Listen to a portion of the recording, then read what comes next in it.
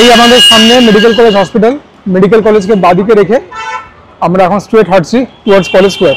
আমরা এবার এই মোড় থেকে, সামনের মোড় থেকে ডান দিকে ঘুরে যাবো। সামনেই চলে গেলে পরে ক্যালকাটা ইউনিভার্সিটি প্রেসিডেন্সি, প্রচুর আওয়াজ, কিছু করবার নেই। এই আমরা ঘুরে গেলাম ডান দিকে,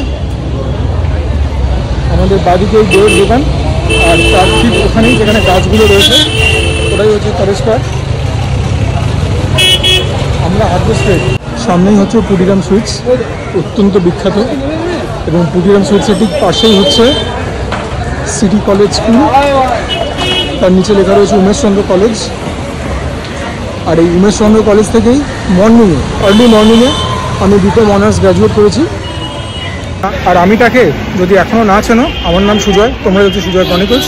আশা করি তোমরা সবাই ভালো আছো। তোমাদের কাছে অনুরোধ রইল ভিডিওটা দেখো শেষ অবধি, ভালো লাগলে লাইক করে দিও। যদি ভালো লাগে কন্টেন্ট এবং পার্সোনালিটি দেখে আমার, তাহলে পরে চ্যানেলটাকে সাবস্ক্রাইব না করার কিন্তু কোনো কারণ নেই। সাবস্ক্রিপশন তোমাদের জন্য ফ্রি, কিন্তু আমরা যারা ক্রিয়েটার আমাদের জন্য এটা অনেক গুরুত্ব। যদি কোনো কারণে ভিডিওটা খারাপ লাগে, আশা করি সেটা হবে না, ফিঙ্গার্স ক্রসড, বাট যদি খারাপ লাগে ফার্স্ট অফ অল আমি অ্যাপোলজিস, সেকেন্ড অফ অল চাইলে ডিসলাইকও করতে পারো ভিডিওটা। আর যখন সাবস্ক্রিপশন করে উঠলেই পাশে একটা বেল আইকন থাকে, সেটাকেও প্রেস করতে ভুলবে না, তাহলে যখন নতুন কোনো ভিডিও আপলোড করবো তো ইনস্টার নোটিফিকেশন আমরা পেয়ে যাবে। আর এবারে চলো ভিডিওটা ক্যারি ফরওয়ার্ড করি। সামনেই বউবাজার ব্যায়াম সমিতি, এখান থেকে আমি সাঁতার শিখেছি। আর কলেজ স্কোয়ারের ভেতরে এখন কিছু একটা হচ্ছে, বুঝতে পারছি না কি। যেটা বুঝতে পারছি, বসন্ত উৎসব উপলক্ষে বইমেলা হচ্ছে। গুড। সামনে এখানে মটর পোলো খেলা হচ্ছে। দুই হচ্ছে ইতিহাসে জর্জরিত প্যারামাউন্ট। আমরা এখন প্যারামাউন্টকে বাদিকে রেখে সোজা হাঁটছি। এখান থেকে আমরা বাদিকে,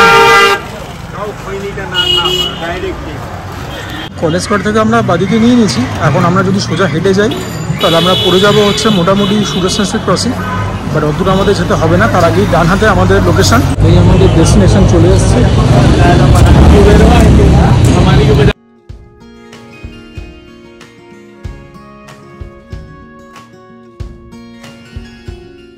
উপরে সিটিং এরিয়া একটা আছে, বাট আমি উপরে বসবো না, জায়গা কম। আমাকে যদি উপরে বসতে হয় আর যদি তারপর কেউ চলে আসে একটা বড় গ্রুপ, আমাকে শেয়ার করতে হবে, আমি সেটা চাই না। যদিও এখন খালি আছে, বাট ভর্তি হতে বেশিক্ষণ লাগবে না। আমি ভোজনটা বাড়িতে গিয়ে করবো। এবার তোমাদের কারো মনে হতে পারে এখানে তো আগেও এসেছি। ইয়েস স্যার, এখানে আগেও এসেছি, বাট আজকে এখানে বিপাকে করে আসতে হয়েছে। বিপাকটা কি, আমার প্ল্যান ছিল একটা ইটালিতে যাওয়ার, যেটাকে কিনা তোমরা স্ট্রিট শপ বলতেই পারো, বাট সে আমাকে ঝুলিয়ে দিল। কালকে ফোনে কথা হয়েছিল, বলেছিল আজকে চলে আসবেন 6:30-7 নাগাদ, বাট আগে একবার ফোন করে নেবেন। আমি 5:45 নাগাদ ফোন করলাম, আমাকে উত্তর দিল না। SMS করে যাওয়া হলো, সরি ফর ইনকনভিনিয়েন্স, 3 দিনের জন্য দোকান বন্ধ। যে পার্টিকুলার দোকানটার কথা আমি বলছি, নাম আমি নেবো না ফর অবভিয়াস রিজনস, বাট আমি 2বার এরকম রিজেকশন পেলাম। এরপরে ওই দোকানটায় যাওয়ার কথা আমাকে 10বার চিন্তা করে দেখতে হবে, কারণ এরকমভাবে তো হতে পারে না। আজকে এখানে আর কোনো মাথায় কিছু আসলে না, তাই এসেছি। আর হ্যাঁ, এটা একটা চিপ অপশান, মেডিকেল কলেজের কাছে, সেন্ট্রাল মেট্রোর কাছে, কলেজ স্ট্রিটের কাছে, ক্যালকাটা ইউনিভার্সিটির কাছে, প্রেসিডেন্সির কাছে। আমার মনে হয় এদের বিরিয়ানিটার দামও কম এবং খেতেও ভালো, প্রপার কলকাতা স্টাইল বিরিয়ানি। তো এই নিয়ে ছোট্টখাটো ব্লগ হবে, বাট হ্যাঁ, খাওয়াটা আমি বাড়িতে গিয়ে খাবো।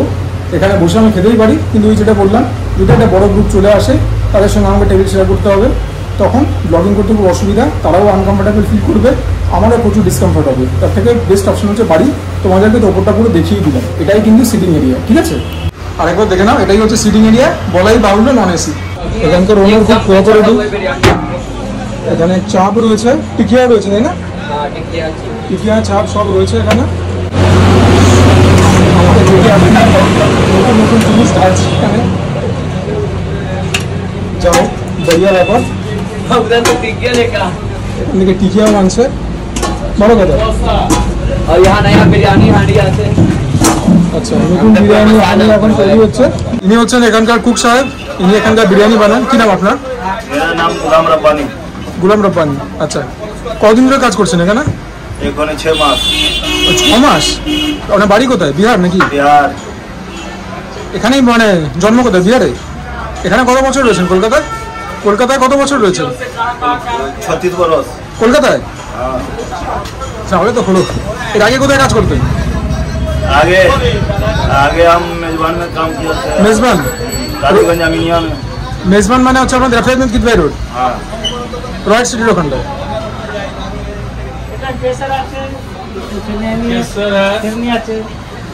এখানে ফিরনি কেসার অনেক কিছু পাওয়া যাবে, ফ্রিজ সব রয়েছে। তোমাদেরকে মেনু দেখিয়ে দিয়েছি, ফোন নাম্বার দেওয়া রয়েছে, কল করে আসবে তোমরা। আর ইনি হচ্ছে ওনার। খাবার নেওয়া কমপ্লিট হয়ে গেল। এই রাত কী বিল দেবে আর তুমি বলো? তোমরা দাম দেখতে পেয়ে গেছো, সেই দামই আমার কাছ থেকে নিয়েছে। মাটন বিরিয়ানি নিল 180 টাকা, চিকেন চাপ 90 টাকা মাত্র, একটা রুমাল রুটি নিয়েছি 5 টাকা। সব মিলিয়ে আমার খরচা হলো কত বলো হিসাব করে? 275 টাকা। এই খাবার নিয়ে চলে এলাম বাড়িতে। এটার ভেতরে চাপ রয়েছে, লেগ পিস চেয়েছিলাম, ব্রেস্ট পিস দিয়েছে। বললো যে, এবং সত্যি ওদের কাছে একটাও লেগ পিস ছিল না। বললো যে একটা কি বড় অর্ডার এসেছিলো, সেখানে সব বেরিয়ে গেছে। মাটনেও নাল্লি পিস চেয়েছিলাম, বললো নাল্লি পিসও নেই। অনেক খুঁজলো, তারপরে মনে হয় রানেরই একটা পিস দিয়েছে, সেরকমই আমাকে বললো। এবার দেখা যাক কী হয়েছে বা না হয়েছে। যা হবে খাবার দাবার তোমাদের সামনেই হবে। আমি সেকেন্ড টাইম দাম বলে দিচ্ছি। চিকেন চাপ নিয়েছে 90 টাকা, মাটন বিরিয়ানি 180, রুমাল রুটি 5 টাকা। এবার আনবক্সিংয়ের পালা। বিরিয়ানিটা প্রথমে একটা কাচের পাত্রে ঢেলে একটু গরম করে নেবো। চাপটাকেও তাই করবো, বাট চাপটাকে আর কোথাও ট্রান্সফার করতে হবে না। প্রপার কলকাতা স্টাইল বিরিয়ানি, কিন্তু ভেতরে কিন্তু ডিম নেই, ডিমের চার্জ আলাদা। আমি ডিম নিইনি। আলু আর মাটন রয়েছে। আর হ্যাঁ, দেখে নাও, নো বিফ। আর এই হচ্ছে চিকেন চাপের ব্যাপার। ভালোই, আমাকে খুব যত্ন করে আর কি। এটা হচ্ছে আমার খুব ভালো লাগা, সার্ভিসিং খুব ভালো। এবার এটাকে গরম করে তোমাদের সঙ্গে ডাইরেক্ট খাবার টেবিলে দেখা হবে। এই হচ্ছে মাটন বিরিয়ানি, প্লেটের মধ্যে ঢেলে নিয়েছি। পরিমাণটা ভালোই। আলুর টুকরোটা একদম ম্যাসিভ, বিশাল বড় আলু দিয়েছে। মাটনের টুকরোটা ঠিকঠাক দিয়েছে, বেশি খুব একটা বলবো না। এই জায়গাটা পুরোটাই ফ্যাট। তো মাটনের পিসটা নিয়ে আমি খুব একটা খুশি নই, যদিও ওদের মাটনের কোয়ালিটি কিন্তু বেশ ভালো দেয়, প্রাপ্তবয়স্ক খাসি দেয়।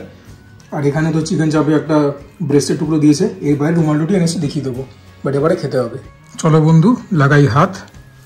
মাটনের পিসকে আপাতত সাইডে রাখি, আলুটাকেও সাইড করি।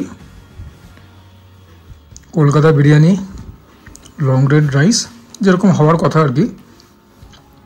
আলাদা করে কোনো রকম ফালতু ফেরেস্তা দিয়ে লঙ্কা ফঙ্কা দিয়ে ভিড় জমায়নি। আগেও খেয়েছি বিরিয়ানিটা, এদের ভালো লেগেছিলো, আজকে দেখি খেয়ে কীরকম। তবে 180 টাকায় কলকাতায় বিরিয়ানি দিচ্ছে, তাও মাটন দিয়ে, কমেন্ট নেবে। একদম লাইট বিরিয়ানি। এই বিরিয়ানি খেলে শরীর খারাপ হওয়ার কোনো চান্স নেই। অতিরিক্ত ক্যারো জল, মিঠে আতর, গোলাপ জলের কোনো প্রভাব নেই। সিমসাম বিরিয়ানি, ভালো বিরিয়ানি। ইন জেনারেল আমার ওরকম টাইপের বিরিয়ানি পছন্দ হয়, যেগুলোর মধ্যে ঝাল ভাবটা আরেকটু থাকে, মানে আরেকটু স্পাইসি হয়। বাট দেন এগেন, সব কিছু তো দামের সঙ্গে তুল্যমূল্য বিচার করতে হবে, সেই তুলনায় কিন্তু ভালোই। আগের দিনের তুলনায় আজকে বিরিয়ানিটা হালকা কম ইমপ্রেসিভ লাগছে। হতে পারে ঠিক করে কাটেনি, যে যেটা দিল কেটে বাচ্চা ছেলে ছিল, হতে পারে কাটার মধ্যে ভালো করে মেশেনি আর কি। বিরিয়ানি তো লেয়ারে তৈরি হয়। তোমাদের দেখে কি মনে হচ্ছে? লাইট বিরিয়ানি বলা তো বাহুল্যই, বাট হ্যাঁ, এই ব্যাপারটা রয়েছে। একদম লাইট বিরিয়ানি, হাতের মধ্যে কিন্তু তেল ফেল ঘি ফি খুব একটা লাগছে না। এবারে প্রথমে তোমাদেরকে আলু দিয়ে একটা বাইট খেয়ে বলি কীরকম। আলুটা massive size, to say the least. আলুর এই দিকটা তো একদম তুলতুলে নরম রয়েছে। দেখি, আলু দিয়ে একটা গ্রাস তো নিতে হবেই। নইলে আর বিরিয়ানি ভোজন কিসের, নইলে আর বাঙালি বা কিসের। ভালো লাগছে খেতে, তবে অসাধারণ না। আগের বার একটুখানি বেটার লেগেছিল, বিকজ অফ সাম রিজন। আজকেরটা ভালো, কিন্তু কেন জানি না স্ট্যান্ডার্ডটা এলিভেট হয়নি। আর আগের বারে যে কমপ্লেনটা করেছিলাম এদের বিরিয়ানিকে, আমার মনে পড়লো, এখনও একই কমপ্লেন করবো। সেটা হচ্ছে যে বিরিয়ানিটা খেলে আমাদের মনে হবে একটুখানি জল জলে ভাব রয়েছে। I don't know how to explain that, but খেলে মনে হবে যেন জলটা আরও শুকাতো, এরকম টাইপের একটা ফিলিং আসবে, ইফ দ্যাট মেক সেন্স। আর নুনটাও বোধহয় এইসব কম হয়েছে। তবে আমি সত্যি কথা বলছি, আমাদের এই কলেজ স্ট্রিট অঞ্চলে, মেডিকেল কলেজ অঞ্চলে এর থেকে ভালো বিরিয়ানি তো আমি খাইনি। এইটুকুন জায়গার মধ্যে যদি পুরো ব্যাপারটাকে সীমাবদ্ধ রাখি, দেখি মাটনটা কীরকম হয়েছে। মাটনের কোয়ালিটি কিন্তু খুব ভালো, ঠিক আছে। এই যে একদম লাল রঙের খাসি, এই দামে তোমরা পাচ্ছ প্রাপ্তবয়স্ক। What more do you want. একদম রেডিশ কালার, পিঙ্কিশ টিঞ্চ। মাংস দিয়ে একটা গ্রাস নেই। দেখি তো এবারে ফ্লেভারটা এলিভেট হলো কিনা। মাংসটার মধ্যে একটা হালকা বাইট রয়েছে, বাট ঠিকঠাক আছে। তুলতুলে নরম মটন সেরকম বলতে পারছি না, যে দু একবার কামড়ালে পুরো ব্যাপারটা মিলিয়ে যাচ্ছে মুখে, সেটা না। বাট ওভারঅল ঠিক আছে। আবার একই কথা বলবো, everything should be judged according to the price point. যেমন দেবে গুড় সেরকম হবে মিষ্টি, আর যেমন দেবে দাম সেরকম পাবে খাবার। মাটন নিয়ে নিই, একটু আলুও নিয়ে নিই, দুটো দিয়ে একটা জম্পেশ বাইট। তবে হ্যাঁ, আজকে বিরিয়ানিটা কিন্তু খুললো না। খেতে খারাপ সেটা একবারও বলছি না, বাট আমার এক্সপেকটেশন লাস্ট বারের পরে একটু বেশি ছিল। আর যেরকম বললাম, আজকে তো এখানে না পারতে যেতে হয়েছিল, কারণ অরিজিনাল প্ল্যান তো ক্যান্সেল হলো। এরকমভাবে চলতে থাকলে আমি জানি না ব্যবসা চলবে কী করে। আমি চাইলে না ব্যবসা চলুক, বাট এনিওয়েজ এটা নিয়ে দ্বিতীয়বার হলো। লোকেরা বলে বিরিয়ানির সঙ্গে চাপ নাকি একদম মাস্ট, একদম অমর জুটি। আমি সেরকম মনে করি না। আমার মনে হয় বিরিয়ানি নিজেই একটা সম্পূর্ণ ডিশ, এবং এই বিরিয়ানিটা তুমি এমনি খেয়ে নিতে পারবে, গলায় খুব একটা আটকাবে না। বাট হ্যাঁ, আজকে যখন চাপ রয়েছে তখন চাপ দিয়ে তো একটুখানি বিরিয়ানি খাবোই। একটুখানি এরকম গ্রেভি নিয়ে নিই, ভাতের সঙ্গে একটুখানি রাইসের সঙ্গে ভালো করে মেখে দেখি তো এটা দিয়ে একটা গ্রাস খেয়ে কীরকম। বলো, বিরিয়ানি চাপটা খেলাম, মন্দ লাগলো না। তবে চাপ খাওয়ার জন্য রুমাল রুটি তো রয়েছেই। আরেকবার দেখি, আর একটু গ্রেভি নিয়ে নিই, ভালো করে বিরিয়ানির সঙ্গে মাখিয়ে ছোট্ট করে একটা বাইট। বলতেই পারি চাপ দিয়ে খাওয়ার পরে বিরিয়ানিটা ফ্লেভারটা এলিভেট হলো এখান থেকে এখানে 100% ঠিকঠাক। প্লাস তোমার রেটিংয়ে তো ফাইনাল ইমপ্রেশন পেয়েই যাবে। এবারে আলু দিয়ে মাটন দিয়ে বিরিয়ানিটা সাটিয়ে নিই, লাস্টে রুমাল রুটি দিয়ে চাপটা খাবো।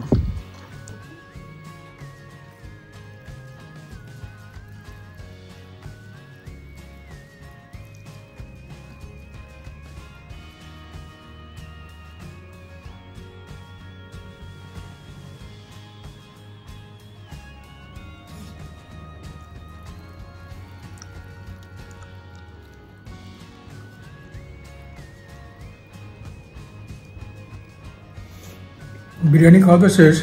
তবে একটা কথা বলে রাখি, কলকাতার স্টাইল বিরিয়ানি খেলাম, তার মধ্যে আলু বোখারা নেই। এটা কিরকম কথা? এটা কি ভালো কথা? এবারে শুধুই রুমাল রুটি আর চিকেন চাপ বিরিয়ানিকে পর থেকে সরিয়ে দিয়েছি। রুমাল রুটিটা ভালো দিয়েছে, চাইছিন বড়ো দিয়েছে, ফিনফিনে দিয়েছে, এবং অনেক জায়গায় রুমাল রুটি খুব পুড়ে যায়। এখানে কিন্তু সেরকম একদমই না, 5 টাকা দামে একদম জবরদস্ত দিয়েছে। আর এবারে তোমাদেরকে চিকেন চাপের আমি পিসটা দেখাচ্ছি। মাইক্রোওভেনে গরম করার পর একদম পুরো তিতে গেছে। এটাকে জাস্ট তোলাই এখন একটা আর্ডুয়াস টাস্ক, বাট তুলতে তো হবেই। এই হচ্ছে চিকেন চাপের পিস। আমি বলবো 90 টাকা অনুযায়ী একটা প্রমাণ সাইজে ব্রেস্টের টুকরো দিয়েছে, ভালো দিয়েছে। এর বাইরে উইংসের টুকরোও ছিল, আর লেগ পিস তো ছিল, মানে আমি পাইনি লেগ পিস, আজকে ছিল না, বাট থাকে। গ্রেভিটা হচ্ছে এরকম চাপের, ভালোই।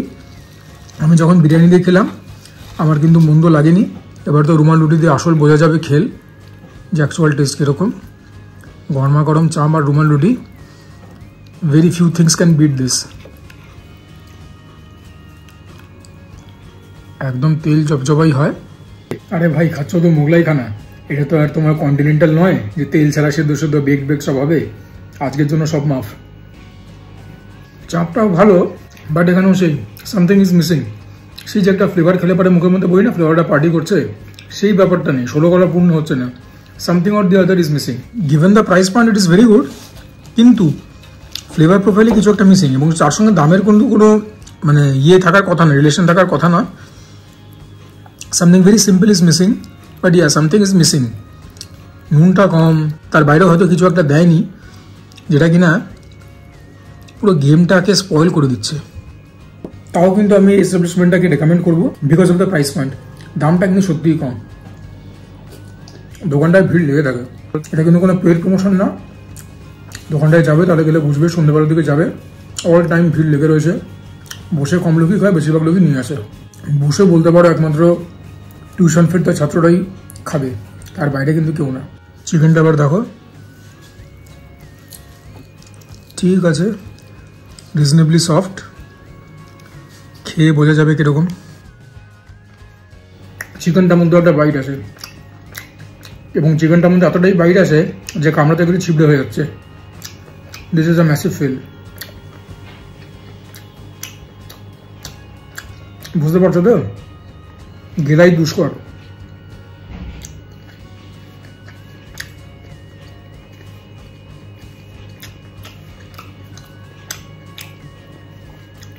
চিকেন গিলতে অসুবিধা হচ্ছে, কামড়াতে গেলে ছিপড়ে হয়ে যাচ্ছে। এখানে তো নির্ঘাত পয়েন্ট কাটা যাবে, অ্যান্ড ফর জাস্টিফাইবল রিজনস। অ্যালবিট দাম কম, কিন্তু অনেকদিন পরে এরকম জায়গা থেকে একটা মাংস খেলাম চিকেন হোক বা মাটন, মাটনটা ঠিক ছিল, চিকেনটা ঠিক আছে, খেতে খেতে কিন্তু ছিবড়ে হয়ে যাচ্ছে, দ্যাট ইজ নট এক্সপেক্টেড। একটুখানি গ্রেভির মধ্যে নিয়ে নিই ডুবিয়ে, বাট ইয়া দাম কম, ওর জন্য টেস্ট কীরকম সেখানে কিছুখানি ক্ষমা ঘেন্না করলেও করা যায়, বাট এগুলো কিন্তু অমার্জনীয় অপরাধ। সুসিদ্ধ হয়নি চিকেন, এটা একটা সিম্পল জিনিস, রীতিমতো স্ট্রাগল করতে হচ্ছে গিলবার জন্য। এর জন্য তো নির্ঘাত পয়েন্ট কাটা হবে, যেরকম বললাম। এটার সঙ্গে দামের কোনো সম্পর্ক নেই। দাম বেশি কমে মাংস সিদ্ধ বা কম সিদ্ধ হয়, বা সুসিদ্ধ হয় বা কম সিদ্ধ হয়, তার কিন্তু কোনো কানেকশন নেই। This is really disappointing. Last তোমাদেরকে একবার চিকেন দিয়ে রুটি দিয়ে গ্রেভিটা খেয়ে বলে দিচ্ছি, তারপর তো দেখাবার কিছুই নেই, ওপরে গিয়ে আউটরো শ্যুট করবো। বাট ইয়া ওভারঅল এক্সপিরিয়েন্স কিন্তু আজকে মন্দই হলো, ভালো হলো না। আগেরবার কিন্তু এক্সপিরিয়েন্সের থেকে অনেক বেটার ছিল, যদিও শুধু বিরিয়ানি এনেছিলাম, কিন্তু সেদিনকে বিরিয়ানিটাও কত ভালো ছিল।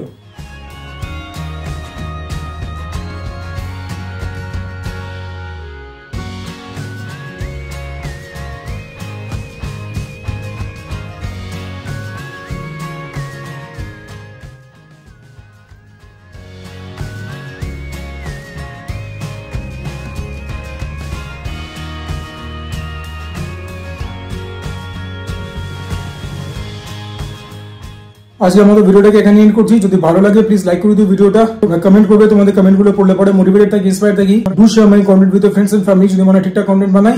And for now this miss you are signing off. তোমরা সবাই ভালো থেকো, সুস্থ থেকো, খাওয়া দাওয়াটা করছো করো, তার সঙ্গে আমার কথা শুনে প্লিজ একটু ওয়ার্কআউটও করো।